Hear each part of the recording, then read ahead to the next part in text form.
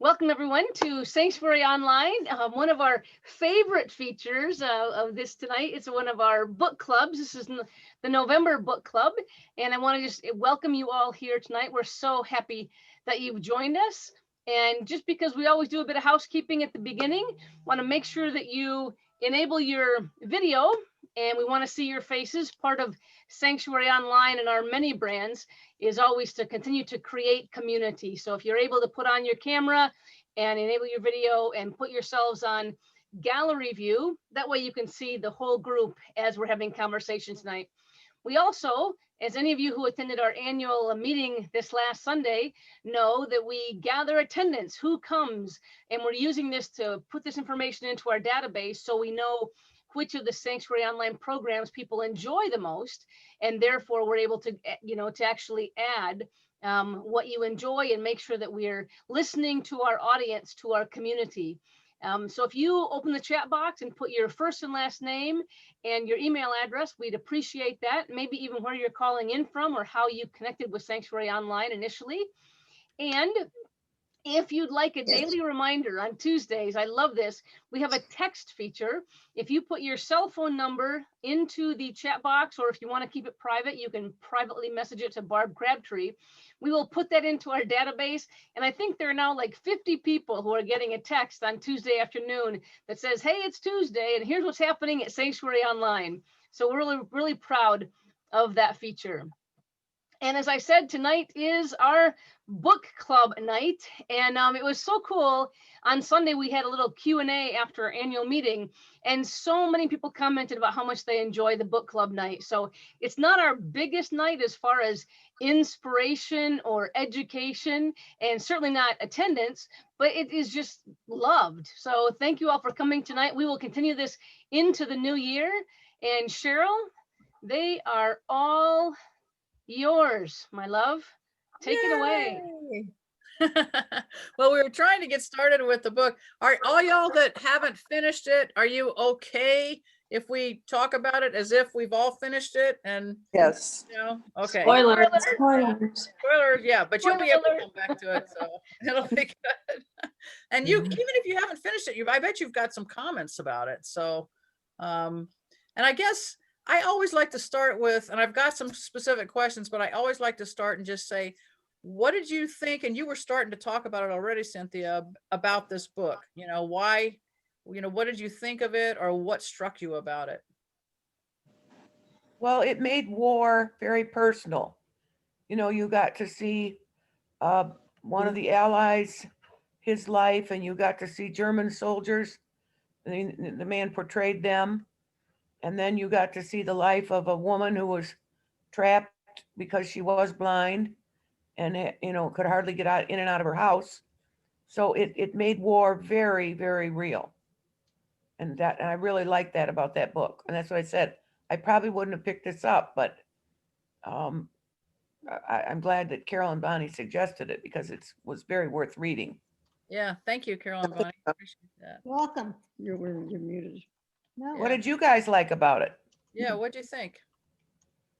I liked it because it was beyond the war. It was humanity. Yes. A person who, the two different lives, the young man who was an orphan, brought up in a semi-orphanage, who had soul really, but was trapped in his world. He had to become a member of the Nazi army because he wanted to escape where his father had died in the coal mines. And it was kind of a lot of existentialism in it, where Werner sat and said, why live? Because what are we doing? I don't know, Bonnie? Well, for me, it like you said, it kind of took off on the war, but it didn't feature the war exactly. It talked about how it impacted people and how it affected their lives. because we've read so many stories about the war that I thought, oh, not another one. But this was totally different. It didn't focus on the war. It focused on what it did to human beings and how they reacted with each other. Yes. And that made it all the difference for me. Plus, I thought it was very well written. It held my attention. Unfortunately, I read it about 2 months ago, and I'm a little brain dead tonight because I'm plain tired. We're in the midst of a whole bunch of Advent things. So, but I thought the other factor for me was this young woman was blind, and Yes. since I've been a young person, I've had what I call I'm differently abled. I refuse to say I'm disabled. I'm differently abled. And my issues are all orthopedic. I have titanium enough to start a whole factory, but I watched how she was living her life and doing the best she could with what she had, what life dealt her, the issues. And she didn't let them just shut her down. And she sat for hours with her dad's, the things that he had made for her to learn how to get places, the miniatures and the model and stuff. And then she learned how to count steps so that she could see where she was.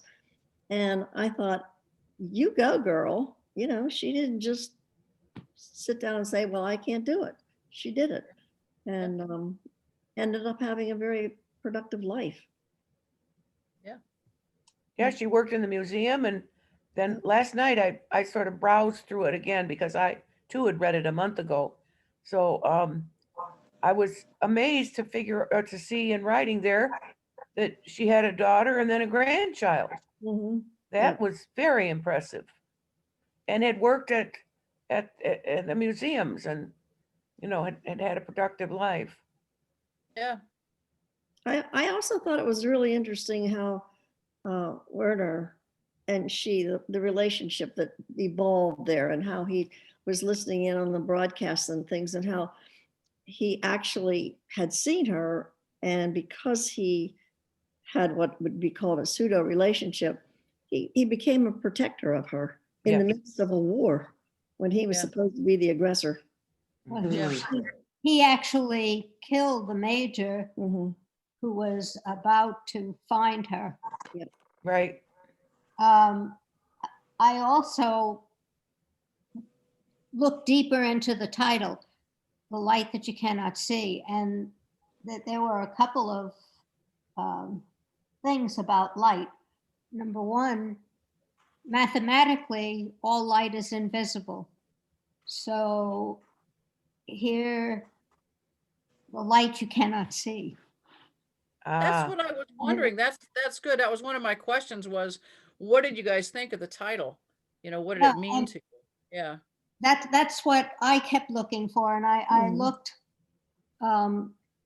she was looking through the telescope at stars. She also mentioned the light on the other side of the moon. Mm-hmm. So there's the light you cannot see. And in greater depth, the light from within. Mm-hmm. And so I got as far as she had gone into a bakery and she was, passing messages and stuff. And to me, a couple of things. First of all, I think she wasn't as trapped as maybe we might think a blind person would be, but also that to me is light. I mean, she was helping with the effort, with the war effort, by passing those messages, and that is like passing light. So I think that that was like passing hope around. And so to me, I think that was part of the light that you can't see, is because of that's what she was doing, helping out that way. Yeah. One of the things that struck me about the entire book, I read it for the first time probably about 5 years ago, and it was just an absolute pleasure to read it again because I didn't remember the finer details. So each page was a new page for me, which was wonderful. But the thing that struck me about all of the characters was the tremendous wisdom that existed in each one. The father, the grandfather, the great uncle, and Werner and Voltheim.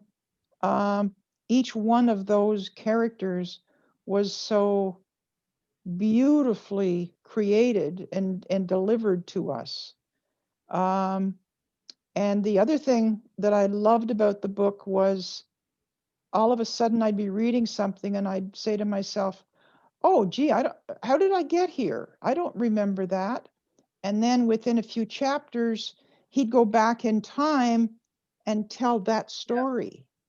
Yeah. And then time after time after time, all the pieces started kind of coming together. And then the third thing that struck me was the title. And there was some place in the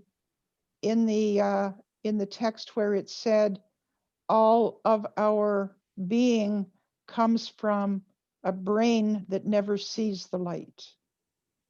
Oh, wow. I think I Yeah. underlined And that one Yeah, I too, don't remember along with that. everything else you said. I found Quite a statement. so that many one I references. thought was really, really powerful. That's Mm. beautiful. Yeah. You remember that too, Kristen? You saw that? Yeah, the bit about the brain never seeing the light, Yeah. the bit Oh, that mentioned about the mathematically that all light is invisible. I like each time I came across one of those, I was like highlighting it. Yeah. Yeah. Yeah. I just found I've that, got, I mean, every few chapters there was another reference to this light you cannot see, just repeatedly over. I mean, brilliantly woven I throughout kept the my, entire thing. I Yeah. kept my phone beside me the whole time I was reading it. And you don't know how many pictures of pages I've taken, because Wow. there was sections of text that were so beautiful that, and I was reading it on a Kindle. So I couldn't just kind of put a yellow marker on the book, the page. But in this camera, I've got pictures of so many passages that are just so powerful for me. Well, we were sharing the book, so I Yes. didn't want to mark it because I mark all my books as long as no one else has to read them. Yeah. But I found one also, light from within that sees beyond, giving us strength to continue to begin a new life. I thought, there we are. Yeah. There's Yeah. the light. Well, And that's if you today, want isn't to it? if you want to get spiritual about it,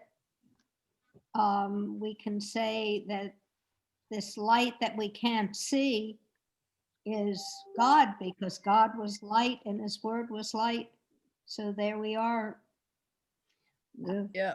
It's, Well, it's even the why I proper, really like the book. the parallel I to think there's today, a- right? Yes. It is, it Yes. is, The yeah. parallel to today of new beginning, of a new way of being, and to bring light into what a lot of people are saying. You know, there's so much of this. I'm noticing the language we use and the media is using around so many things right now, and I'm very careful. A lot of people keep saying, "Oh, the world's so crazy," and I'm like, I'm not using that word. I'm just not going to let that word in. It's ambiguous. It's frustrating. It's unknowing. But I'm not going to let the crazy word into my head. I'm not going to toss that to the universe. And people are saying this dark winter, and I'm like, to me, I remember the favorite thing I remember about winter is living in Toronto. We lived right downtown, and during the winter, like a fresh snow, and with the big lights, the street lights, and we lived actually in the film district, so where they filmed all the movies and things in Canada. But I would walk out and I never forget walking the dog at night. It felt like Hollywood, like it was brighter than daytime, because of the snow. And I don't know, just so much of thinking about the word choices we have. And in this book, Yes. it just sounds like so many brilliant ways to talk about light, and also about not seeing, but knowing, Mhm. Yeah. So I don't know. I had one other that I highlighted that was less about the light from inside and the light that shines on you. If you all remember when Uncle was it Etienne, like is first tells her about the story of how he had to hide in the ditches, and they were hiding from the marksman, and she says this, she realizes is the base of his fear, all fear, that a light you are powerless to stop will turn on you and usher a bullet to its mark. Wow. So to me, then Oh, that was laser about lights. being Yeah. seen. And so they're Yeah. simultaneously trying to like shine a light on things, but Yeah. also I thought so much of them, they're each trying like to not be seen. And then I saw that so much in like Werner, and I didn't finish the book myself, but in him like growing up, you know, he's trying, like part of him wants to like stand out, and he talks at once about like maybe I'll win a prize. And Yeah. then another part of him is like, go with the flow, don't be seen, don't stand out, don't let the light shine on me, blend in, I want to belong, I want to be part of this pack. Yeah. And it's like those two things at odds. I Yeah. see a And lot of that. that passage spoke to me, the vulnerability that each of the people felt about both being seen and not being seen. Well, bringing that up about the different characters, what character did you identify with the most? For me, that's easy.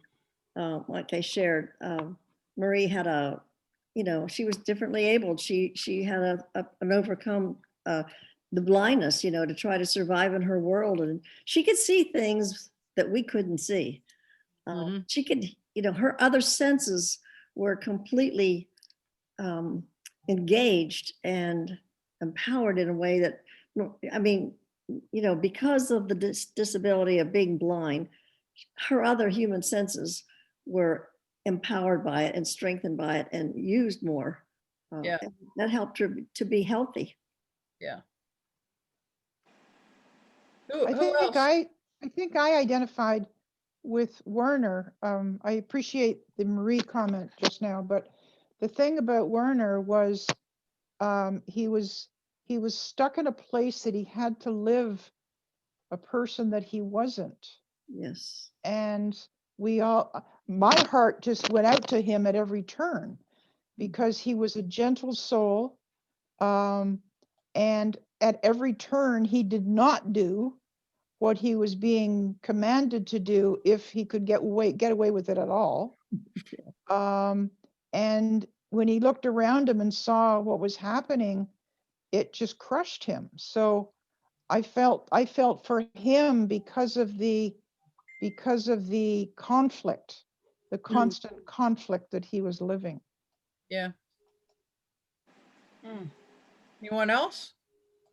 I think a minor character, but maybe the person I'd like to be, if not relate to, but his little sister in her minor role of Yeah, you right from the Yuda or beginning. Yuda, however you say her name. Yeah. Yeah, I'm not going to even try to pronounce it right.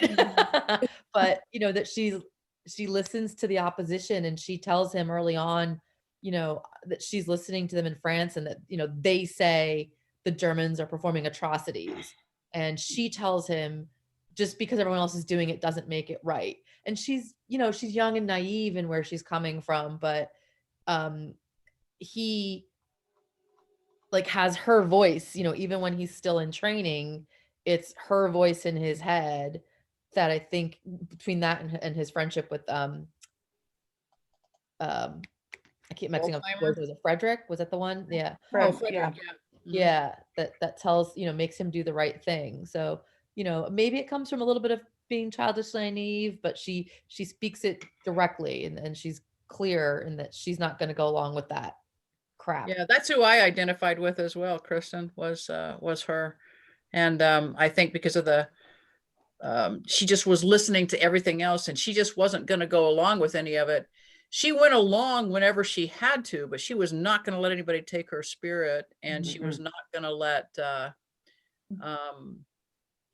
she was just going to do whatever she could to not be part of that scene, and it was There was interesting to me. something Go ahead. sorry, I was just going to say, there was something she said toward the latter part of the book that really struck me when she went back to Paris with her son, and she was trying to find her way in the streets, and she came across a plaque to commemorate some of the French soldiers that had died there.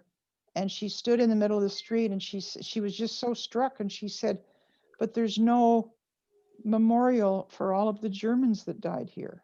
Mhm. Yeah, Wow, that was wild. That was just Yeah. so powerful. yeah. Because And she's right. and in the end of the book, like she was, and the other ones were, they were a little nervous to let people know that they were German. You know, they Yeah. wanted to be able to speak French because there was so much stigma then associated with it, even though they hadn't been participating in that whole, Yeah. you know, all the atrocities and so on, right?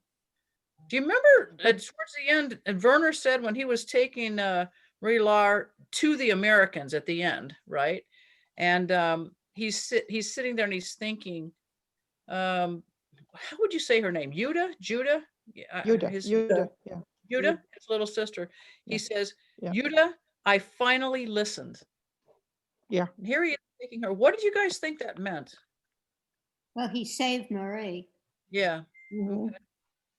Finally listened. and yeah, did he was- something right, basically, of what Yeah. he should have been doing. Is that? He didn't adhere to what his plan was supposed to be, Mhm. which was to give the directions to the radio, the transmitting. And he ultimately saved her Yeah. He lived his real self. Yeah. for a very brief time, but he Mhm. was living his real self within himself. Yeah. There were many statements showing that he really was not comfortable with what he was doing. No, he wasn't comfortable. And he kept going along with it though. I mean, the whole thing with Frederick, you know, he just kind of, he hated it, but he just wouldn't do anything But it's to survival. risk himself, right? It's Yeah. survival. Yeah. He Sure. wanted to survive. Yeah.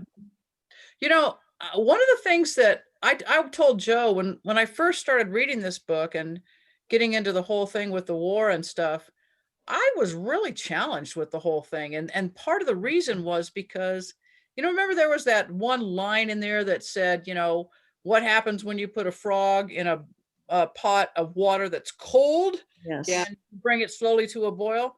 And I felt like, gosh, it just brought up so many parallels for me of what has happened in our, particularly in the US in the last few years. You know, it's just like everything is just escalated and escalated and escalated and escalated. And we've gotten so used to how things are that it just, you know, it doesn't even phase us anymore, you know? And that was kind of what I felt like with this book. It's like, that's what happened with the Nazis. First they turn off the lights, then they take away a little bit of your food, then they do this, then they do that, then they take away your job. I mean, they just got used to it, you know? And nobody really did anything about it. It was a survival thing, you know? Mhm. And I just wondered about us, you know, it's like, what do we do? A lot of us are in that kind of mode sometimes, you know, just surviving in it. So, Well, I think we've all reached that point. Yes. There was another line I highlighted that, and by the way, Glenda, I'll have to show you on the side how to highlight on your Kindle because you can, and it Yeah. saves you a notebook. Okay. But good. another one I highlighted was I forgot his name now, the guy who's going around looking for the diamond expert guy. Yeah. Van Kempel. the major, yeah, the major. Major Van Kempel. When he's in the museum, when he's first trying to like get them to wait to tell the truth and everything, and he says, waves must be made carefully, things cannot simply be seized. And that struck me because clearly the Nazis seized a lot of things. Mhm. But that attitude of going about it quietly so as not to be disruptive, going about it politely, probably, you know, worse than an actual all-out fight. Well, and Kristen, doesn't that speak to, you know, many of us with the social unrest with the Black Lives Matter? I Mhm. think the first time Trump was elected, and then the second time with the closeness and just kind of seeing, again, this is more in the US, but how divisive and how divided we are as a country. And how until Obama was elected president, that racism existed, right? Yeah. It still Yeah. was here in our country, but it wasn't, we weren't given permission to speak it out loud. So it was really like a, what do they call that? Internal homophobia, when, you know, a lot of us who suffer from, right, internalized homophobia, we're trying to come out and become whole people in that whole personal journey. But even when you get to that place, then you find this out and you're like, oh my God, I'm a homosexual that's homophobic. And you're like, oh shit, you know, I've still got work to do.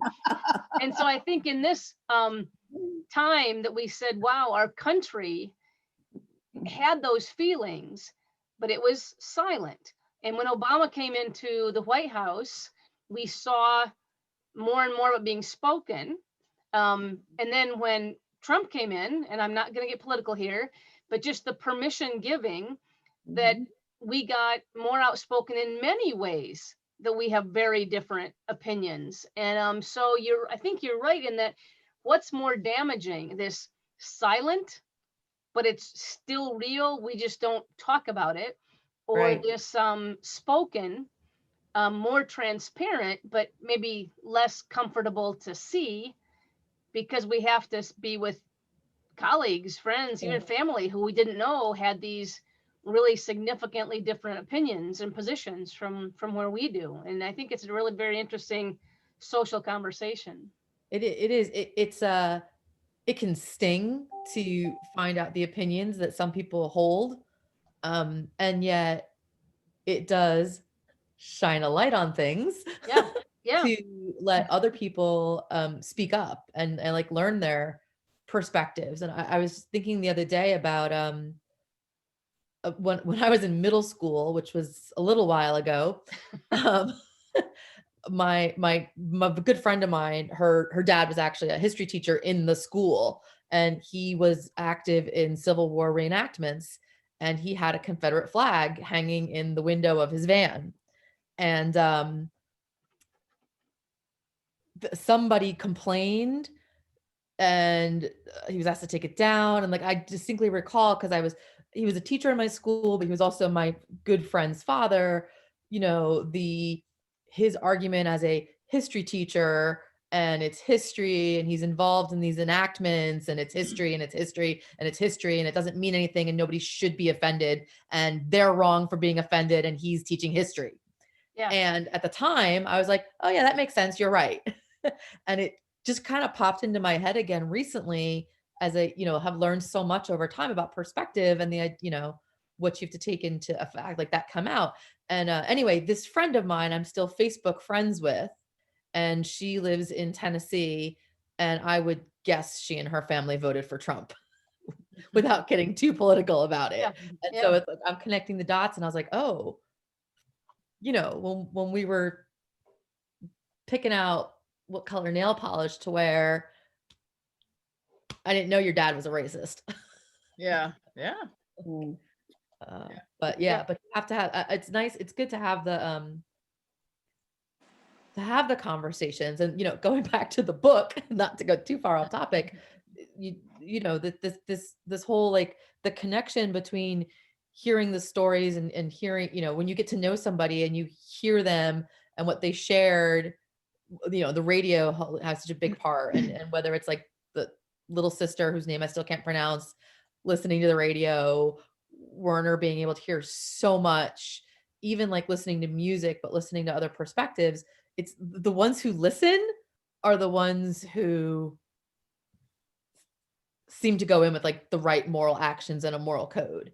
And you could tell, like, the ones who are doing what I think most of us would consider wrong don't listen. So, you know, maybe it's just as much about hearing as it is about seeing. Yeah. So what was your take in that sense on Volkheimer? Do you remember him? The guy that, Big guy? the big guy, the giant. Yeah. As a character, I thought he was very difficult to discern because he had no compassion when he was None. performing his job, and yet he protected Werner, Yeah. and he saved himself and Werner from that rubble when they were bombed.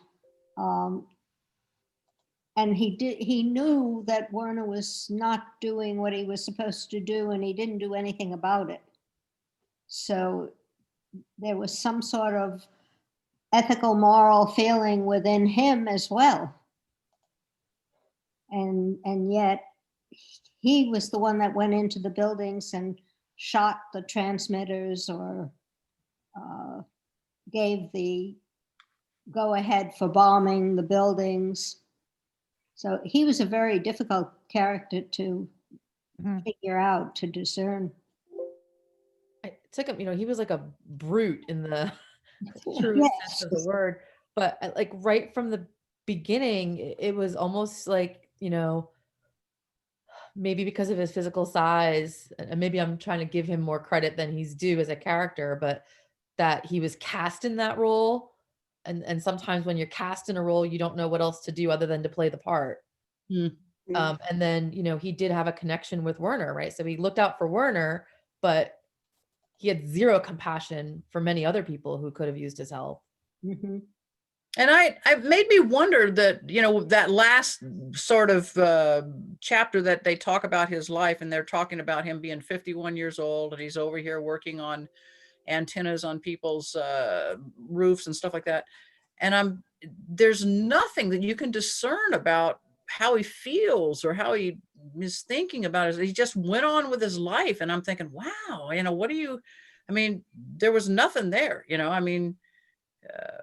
did you guys sense that? Or Yeah, definitely. just the only thing that was significant about that chapter almost was that he wanted to touch Werner's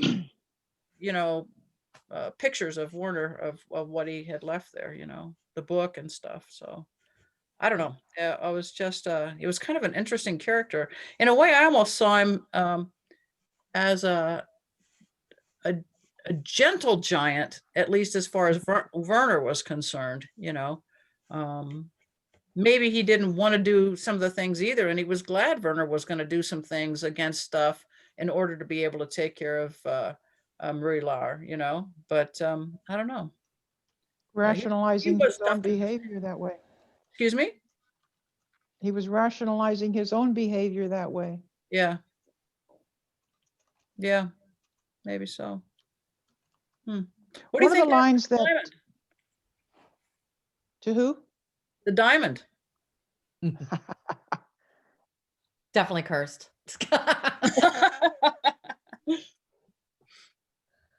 So the last thing we knew, it sounded like Marie had it in that little house and put it in the ocean there. Yes.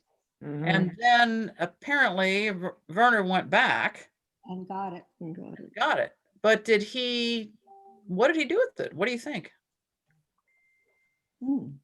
Question. Who knows? Now, I didn't read it that way. No? What I thought I read was she went into the cave and she took something out of the little house and threw it into the water and set the little house up on the ledge. I didn't read it that. I thought she set the whole house in the water. That's what I thought. Yeah, I thought that too. Yeah. Okay, I got to read that section again. Yeah. Yeah. I thought she set the whole house in the water because she Then set she it said- there then and she she- says that it floating in the water. Is it in the ocean? She was saying. Yeah, which I thought when the tide went out, it would take it with it. Yeah. Yeah. But he went back and got it, right? So the tide didn't take it out. No. Well, the tide couldn't take the diamond, it'd be too heavy, but the little house. So did he take the house or the diamond? Well, he took the house because the house was found in his duffel bag and everywhere else.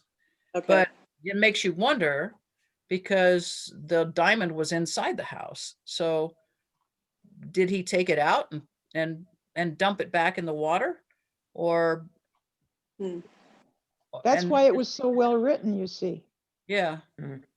Because it seems like, and it made me think, he was there, he killed the major. They had that conversation about, well, why do you think he came in here to get, came in here?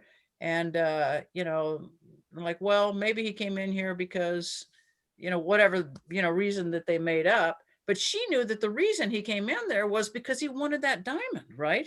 Mhm. That major came in there. So when Werner found if he opened the house, for instance, up after he went back in there and found the diamond, I wonder if he's thought, this is what that guy was after. And he said, and this is what causes all these pain. Throws it back in the ocean, takes the house, puts the key in it, and off he goes, It's what I like to think anyway. Diamonds always end up in the bottom of the ocean, right? Yeah, ends up at Returned the bottom of the ocean. That's where it was supposed to be in the beginning, right? Returned it back to the sea. Back to the sea. Exactly. Yeah. And and they do talk about it, even collecting barnacles and doing all these things and just stuff that happens with diamonds, when they were talking about it. Kind of interesting. Anybody else think that, or were you just kind of, I wonder what happened? Or I didn't really think about it. I thought I let it go, and I thought that perhaps it was returned to the museum somehow, the diamond. Yeah. Do you think her dad knew that he had the real diamond? No, I didn't feel that way. Weird. I think he questioned it a lot. He was always, questioning, is it or isn't? And if it is, I could be in big trouble. But I don't know whether he actually thought he did or not. Yeah, but he felt that he wasn't high enough up on the scale to be given that responsibility, so that he was disposable or whatever if he was caught with a fake. I didn't think he knew that it was the real one. Do you think when he I left didn't think it, so. you didn't think so? When he left it with his daughter, though, do you think he thought that, well, maybe this would help her if it is real, or was he just hiding it in the house? Or I think he was just hiding it in the house. because he did tell her, right? Go, it's in the house, or something like that. Mhm. He gave the clues. But Right. I think that, like, if she had been caught with it, that could be dangerous for her, right? So Mhm. I thought more of like, I thought more that he was still trying to protect it while protecting her. Yeah. So what about Werner, his death? What did you think when what was going on with him when he got up and walked outside? Stepped on a mine. Well, he had lost his mind at that point. Yeah. And Mhm. it just showed what a waste of humanity. He was envisioning something that wasn't there, and so could not listen to the people behind him saying, don't go. So he was just having hallucinations. That's what I felt. It was, he was no longer present. 18 years old. Yeah. But he was under a lot of stress. I think Sure. he was conflicted through the whole thing. And I think it just took too much of a toll. I think it broke him. Yeah. He's the one that I related to some of the things that Camus and Sartre had said. And he said, why do we do things? Let's see, I have notes. He said, darkness prevails. Why build? Why light lamps and make music? And yet his own inner soul yearn for something else. Yeah. Mhm. Mhm. Other comments about the book. We're getting close towards the end and I want to keep you guys. So I know we'll have other books that we want to read. So I just want to see what else you might have about this one. And you know how effective our polling is. So Yeah. that's the thing. It takes more than a moment or two to get you all on the same page. And there are fewer of you, which I really, when I saw the time, like, yay, because the poll will be less complicated. But I'm just saying, you got to give yourself some time there. Love you. I'm just being honest in your endearing way. I just have two final comments, if I may, both of which are quotes from the book that caught me. The first one was, "Who do the roads belong to now, and the fields and the trees?" And that was Marie as she was in her element, out in nature, feeling that things were shifting. Mm. That was a powerful one for me.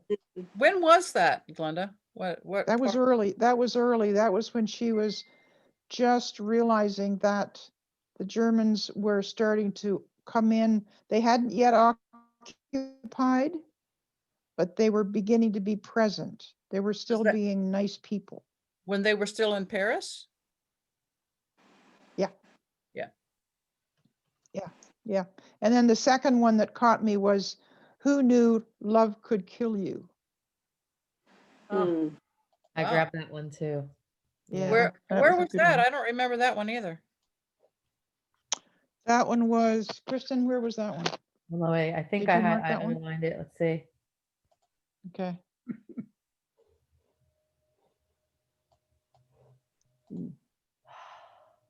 I think it was, Kristen, are you in? wasn't Werner talking about his sister, Yeah. right? I I can't think so. remember. It was in the first half of the book because I didn't finish the book, but Yeah. Yeah. thought I highlighted that one, but I remember it.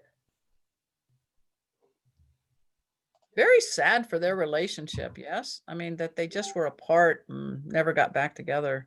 Just was Yeah. very sad to me. I don't think they could have been together anyway. What makes you say that, Glenda? Well, because they were from two completely different worlds Hmm. True. and so much conflict between, I'm not sure that that could have ever bridged. Yeah.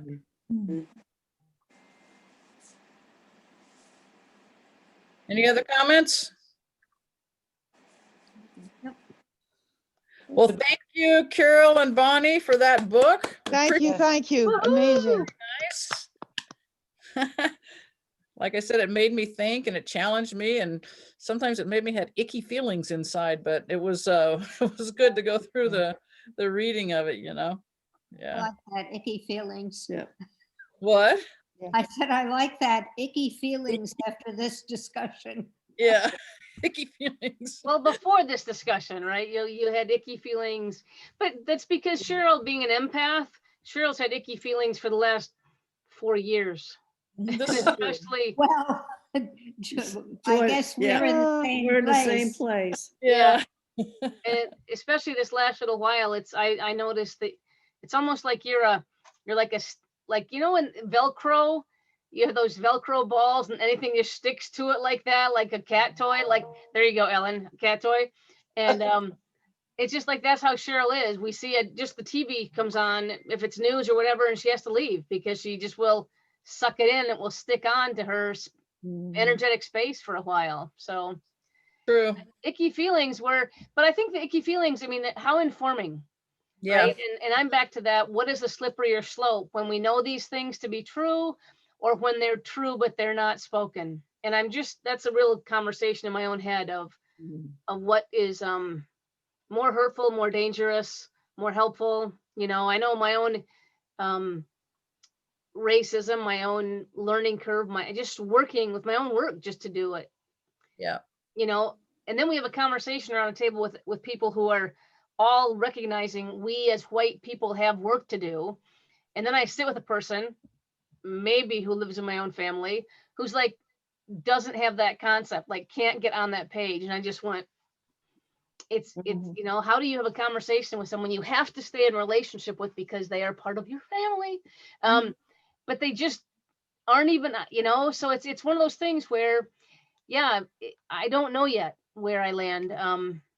I guess I want to know the information, but it has made it challenging for me to stay in some relationships over the last little while, Yeah. and be in integrity, you know. Yeah, yeah, I think we've all had moments like that, relationships like that.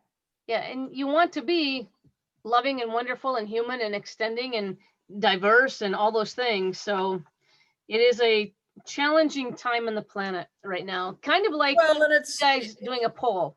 yeah, oh, hold on. It's, and it was tough for all these folks too, because, you know, here they are trying not to notice it, trying not to make a big deal out of it, trying to kind of just go with the flow and be with it and stuff.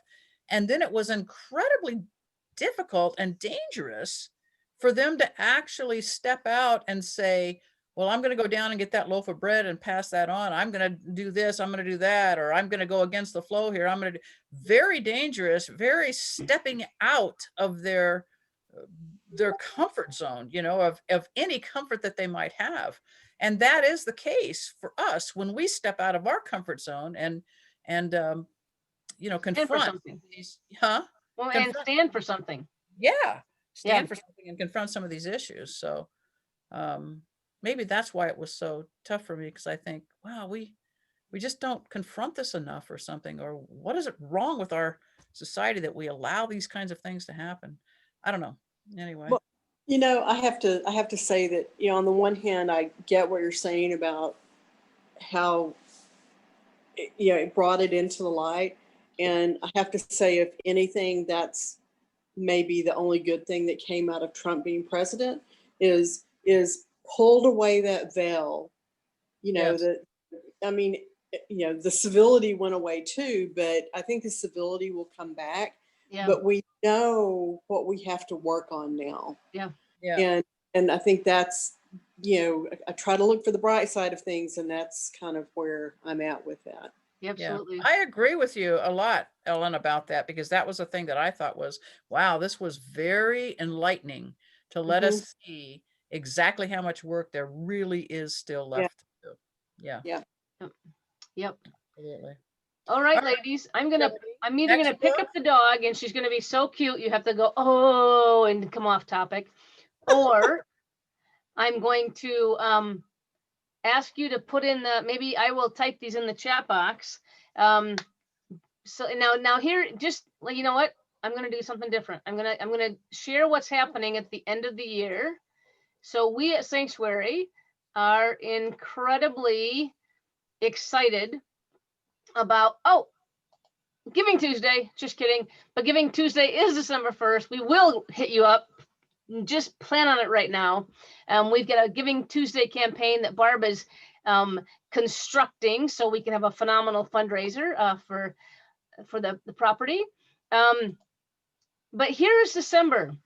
And December is going to be so incredible. I will do the advertising now. But each week, we've got a video. Would you let me just play Ken's video? Someone say yes. Yes. Joe, just Yes. play Ken's video. I'd like to see Ken. Yes, Yeah, let's see please. Ken's video, because I think I tried to show it to you guys last week and I couldn't, because my computer, some weeks it allows me to do this, some weeks it doesn't, and I have a backup. I figured it out. So I do this, and I do this, I do this. I'm assuming you can see Ken. Can you see Ken? Yes. Yes. There you go. Here he goes.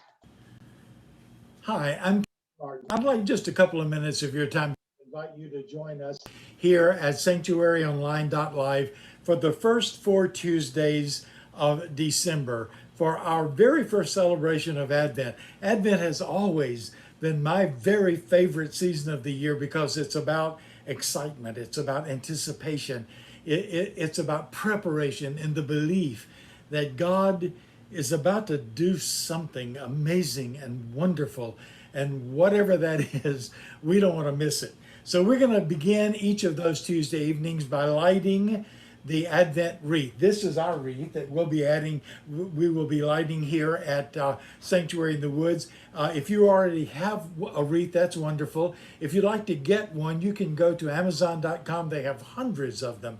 Every price point, every size that you can imagine. And you can really participate with us just by reading along with the liturgies that will be on your screen that night. You don't necessarily need a wreath. Each one of our wreath lighting ceremonies is going to be led by a family or individuals across the United States and Canada.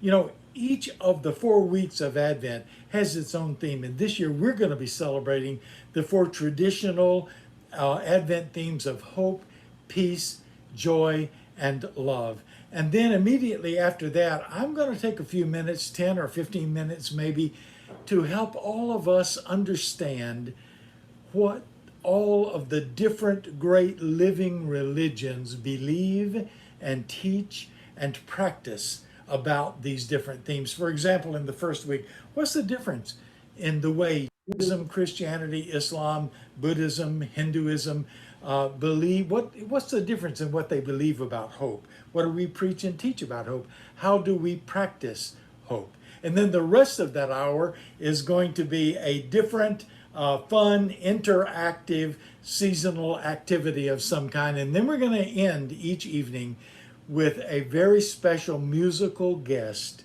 sharing the music of this season with us. And wait until you see some of the people that we're going to have singing for you. So that's 7 p.m. Central Time, December 1st, 8, 15, and 22. All you have to do is go to sanctuaryonline.live. 2020 has not been the best year for many of us. So let's enlist this thing together, and let's begin next year with hope and with peace and with joy and with love. I can't wait to see you. Thank you. Woohoo! Nice. Isn't that nice? Very nice. Yeah. And so just I have to do this too. So what's fun about each week is we're in December is we're going to actually have the liturgy. And the first week, this is Kim Rasmus and her 3 beautiful daughters will be lead our small liturgy. It's going to be a short liturgy, then a short teaching. But as you know, I mean, Sanctuary is not, we don't live inside the Christian church. We live in and beyond the Christian church. And so that's really matters to us that we're going to teach from the world's great religions. And then we're going to have 30 minutes of each night is going to be some kind of conversation. So some kind of back and forth like we always have. This first week is going to be seasonal traditions and any photos people want to share. And then Ken's actually singing. This is kind of cool for us. Many of you have probably never heard Ken sing, but he's been a part of a, what is it when they have 4 people, Cheryl? Quartet. Quartet for many years singing. And the second week on peace, Reverend Stedney Phillips, many of you may know her, and her daughter Hannah, they're now living separate because of, that's how unfortunately ministers do. Stedney is in Louisville and her daughter Hannah is in California. And so they're going to do our liturgy. And then Darcel Cole, a name many of you may know from California, is going to sing Let There Be Peace on Earth. That's Tom of Ken and Tom's sister Darcel. The third week, Edie and Mandy, who you see often here at Sanctuary Online. Edie and her 2 kids, Zach and Zoe, are seniors this year, and they will bring our liturgy to us. And then a group called Together, 2 women that are going to sing Joy to the World. And then Jane Ann, woo-woo, Jane Ann, wherever you are there. Jane Ann is going to close it up and be our international flavor. Jane Ann will lead us in liturgy. And then we're going to talk about 2020 reflections and 2021 intentions, and Kim Wisdom with just an amazing song, Go Light Your World. So those are all the weeks.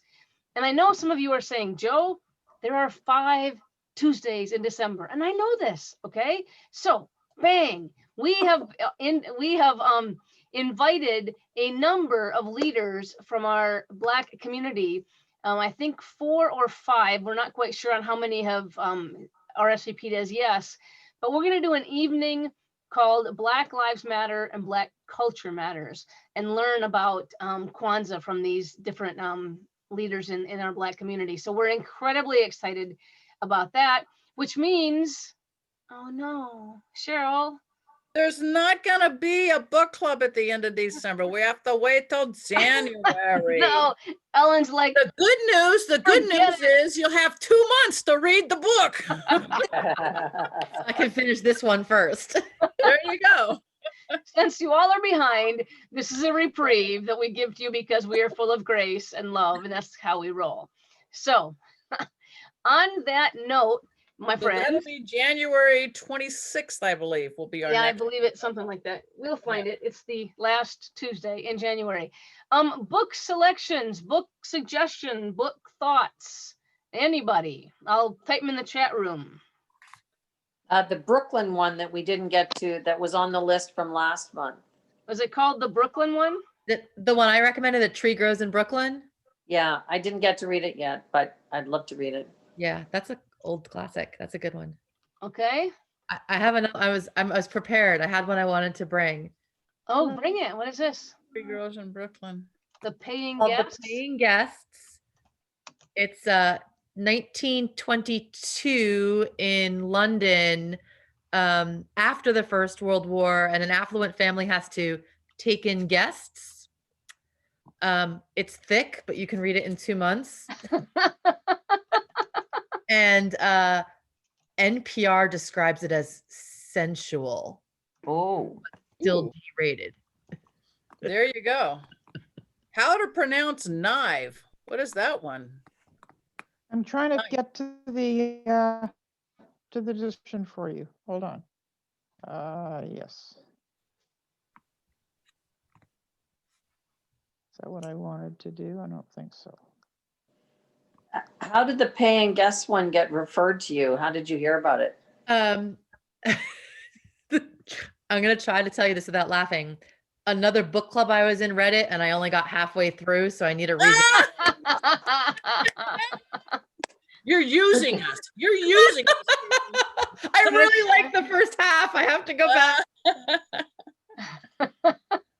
You can speed read through the first half and then really devour the second half. I love the transparency, full transparency. Okay, Fanny Flag, can't wait to get to heaven. Yeah, that was mine. Yeah. I think, to me, I love Fanny Flagg, everything she did. I mean, if you don't know, she wrote, the Whistle Stop Cafe, Fried Green Tomatoes. Fried green tomatoes, yeah. Yeah. Wrote that. This book is so fun and uplifting, whereas the one we just were reading was kind of really, Heavy. And heavy. Thank Yeah, you. heavy. Yeah. Good word. This is Yeah. this is a totally opposite one. And once you get going and you kind of start hearing things, and you start hearing them talk in the vernacular that they talk in, I would bet that you probably would read this in a day. I mean, it just really, it moves along, and it has some really wonderful blips and parts in it. I really think that everyone would love it. I think that, yes, it does have death and heaven in it, but it also has cake and recipes. There's actually What's the name of the book? Fanny Flagg and is the author, and Can't Wait to Get to Heaven is the name of the book. Okay. So, Ellen? yeah. I wonder about this. I wonder because, January and February, I was talking to a friend today who said if there wasn't January and February, I'd live in the north, but like November and December snow, and it's like, oh, it's beautiful. And then you're like, January, February, dear God, and that's always the way it was for Cheryl and I. February was just painful, but January seemed really painful in the church for some reason. I think because everyone's like recovering. So Yeah. let me ask a question, because part of me is thinking your book sounds fabulous, but for the short read, and we do have 2 months, Yeah. maybe a February, we could almost vote on 2 of them. Kristen, is yours, is it uplifting? I know it's sensual, but I was gonna do the same thing. We need a lighter, we need to Yeah, go deep. Yeah, in February, it's kind of yeah, do it in February, and I'm serious, you will not be disappointed. It's a short month, right? It's 28 days. So we Wait. should have a quick book. Yeah. How about how to pronounce knife? What's that about, Glenda? That was mine, and leave it on the list. And the next time we have this conversation, I'll be more prepared to describe it to you. Okay. Okay. I don't know what, Barb, did you put one in here I as put well? That's how to pronounce knife is what I put in the chat box. Scrape that Okay. off of Amazon. Oh, okay. Okay. A failed boxer painting nails at the local salon. A woman plucking feathers at a chicken processing plant. A housewife learning English from daytime soap operas. And a mother teaching her daughter the art of worm harvesting. Sounds fabulous so far. I'm going to go back, Kristen, because you've got a big old book and we've got 2 months. Do you think it's light? Do you think it's not as heavy? What do you think? Well, it's Because you guys just did a war I don't want to era. like give away a lot of plot. I think it's more like inner finding of self than, I mean, there's no war going on, so that's a plus, right? Yes. But there is a lot of like internal finding of oneself. Mm. Well, it sounds like it has a lot of characters that visit that house. In Yeah. the 2 month period, that might be nice because we could take notes and go back and look and. What about A Tree Grows in Brooklyn? What was that one again?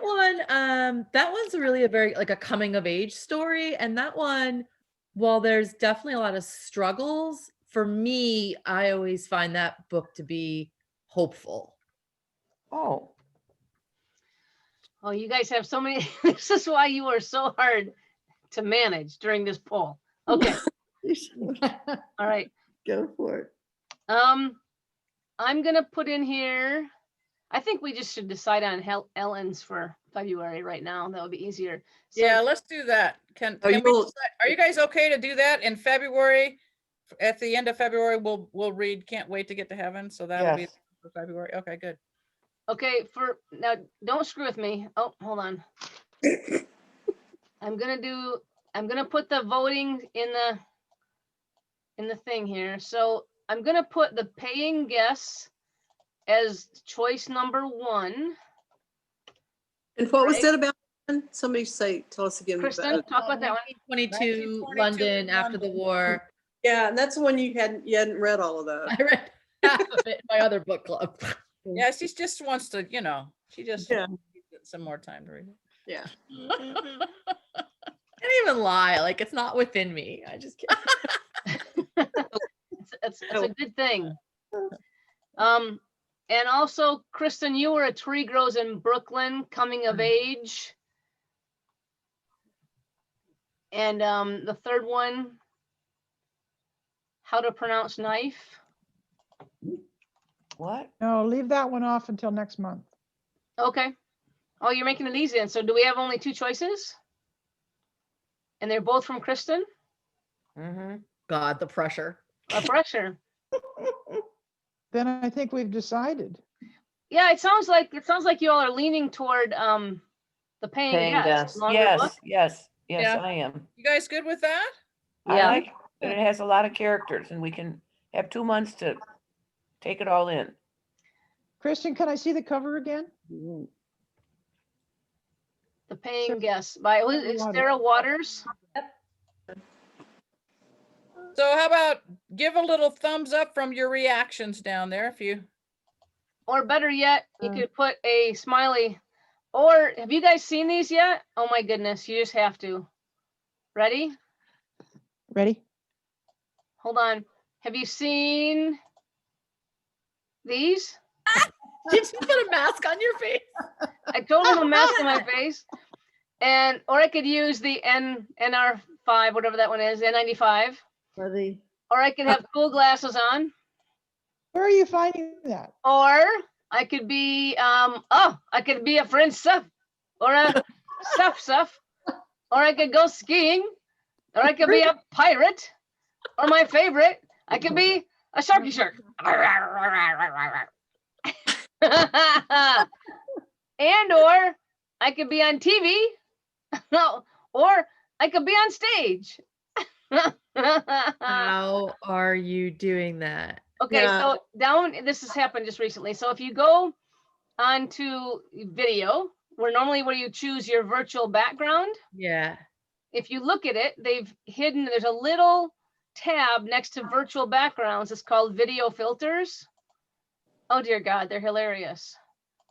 Where is that? Under virtual background, I don't see that, Joe. Me either. Did you guys not download your new Zoom 5.0? I did. Oh, no. No. Oh, I guess I No, better not download yet. Download it Zoom on my 5.0. iPad and not on here. All right. I'm definitely getting myself a pirate hat for next time. Don't you need a pirate hat? And I mean, I just feel safer being online with you guys with my mask. Ah, It matches your I shirt. love it. Doesn't it? It matched my shirt perfectly. Or I could say, you guys were so boring. I was asleep through half that conversation. I tell you. Thank you all for coming, and happy Thanksgiving for all those Americans. And, you know, for those who are in Canada, I mean, you can still have Black Friday. I and- celebrate it. I love American Thanksgiving. Do you? Just, I know, but this year, Jane Ann, celebrates you and your dog. Nobody gets to go Yeah. anywhere. Oh, I Nobody know. gets to, We actually celebrated Canadian Thanksgiving also. of course we did. Good for you. Yeah. So I just have to tell you, the way I've lived American Thanksgiving for the last 5 years, I leave my home on early Thursday morning to drive to Arizona because nobody's on the road. Oh, yeah. Yes. And I can get all the way up to St. Louis by Sunday night, and Oh, it's piece of cake. Wow. Wow. Nice. wow. So yeah. Sorry, I'm Whoop. an alien.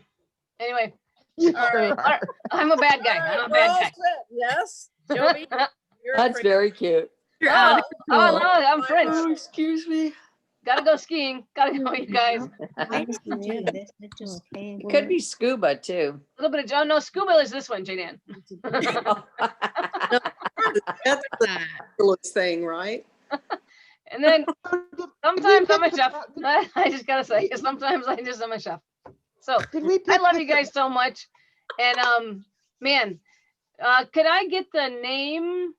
I'll just save the chat. I want to put these in the, and I do want to tell you that if you, for some reason, I probably should take my chef's hat off when I'm being serious, shouldn't I? If for some reason you missed our sanctuary in the woods annual Annual meeting, Kristen, you made it, right? I did. I think Ellen, you made it, Jane, you made it. Anyway, I we've got, that'll be loaded up onto our Sanctuary Online YouTube channel. Oh, good. So just so you good. know, yeah, it was really exciting for us to do. We're going to be pinging it out. I think Barb's got an email prepared to send it out, to send the link to people. We were really, really proud of being able to tell the story of 5 years of Sanctuary, both the story, the photographs, the financials, all of that kind of stuff, in about an hour. We were pretty proud of ourselves. We had some video testimonies, 5 video testimonies that people came in, and we played those. Most folks through Sanctuary Online, how their lives have been enriched by Sanctuary Online. So look at Good. Barb, she's so good. So it'll be up here in just a moment. It's still loading, but every week, as you guys know, this was every week our entire what would they call that? Our entire Change cycle. book of everything we do. And we will finish the year. I think Kwanzaa is going to be our 35th Sanctuary Online episode, which we're really, really, really proud of. You know, and meeting you all, honestly, Glenda, Carolyn, Bonnie, Kristen, Cynthia, Jane Ann pretty much wouldn't be part of Sanctuary without Sanctuary Online, without COVID. That's right. True, that's very true. Isn't that a great way to frame it? And to you know, we have, I think, Barb, the numbers, we increased our community by 33% through Sanctuary great. Online. Wow. All Wow. all virtual, right? Nobody, like, we didn't gain any people from Austin, Texas. We gained all y'all from all over the place, 4 different countries, I think 21 states. And we Good. just want to keep getting better and keep doing more and offering what you enjoy. So thank you for loving the book club. That And was great. Yes, yes, yes. I love you all. Yeah. I didn't read, Isn't that just the greatest conversation at the end of the month? Just a chill. I didn't read the book at all, but I learned a lot. It was good. I love listening to you. I didn't even You're start the working. book, let alone get All halfway through concessions, it. Jane Ann. You could have said, hold on, Joe, stop recording. Let everybody